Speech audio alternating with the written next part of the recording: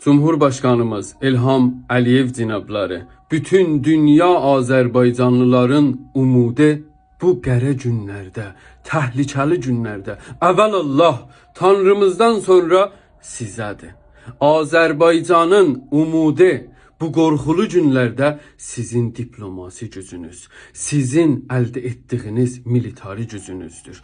Azərbaycanlı istər Urmiyədə, Təbrizdə, Ərdəbildə, Zəncanda, Həmədanda, Qumda, Tehranda, Əlborzda, Gilanda sizi çağırır, sizi səsləyir. Çünki bütün Azərbaycanın sevdasıyla ürəklər yanmaqdadır və Azərbaycanlının tək dayağı Azərbaycanlı olacaq.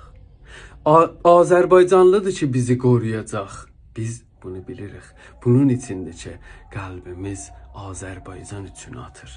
Cumhurbaşkanım, bu təhlükəli günlərdə umudumuz var sizin güclü diplomasinizlə, ortaya qoyduğunuz siyasətlə keçirək bu günləri və güclü, böyük, bütün Azərbaycana doğru addım ataq.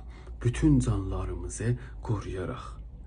Bu arada Qərbi Azərbaycana böyük saldırılar var. Böyük oyun oynanır. Urmiyədə altyapı olan yerləri də darmadağın etmişlər. Hətta pasgahları, bütün lokal polis stationlər də yerlə bir olub.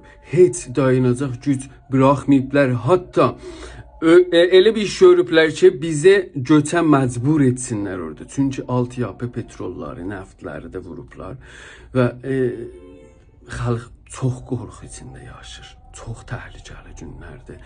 Bir başqa Xocalı olmağa doğru gedir və bilirsiniz terror qrupları terror amacı ilə burada bəslənib böyüdülüblər və bunlar bizə, biz və Kürdistan arasında çox böyük təhlükədirlər.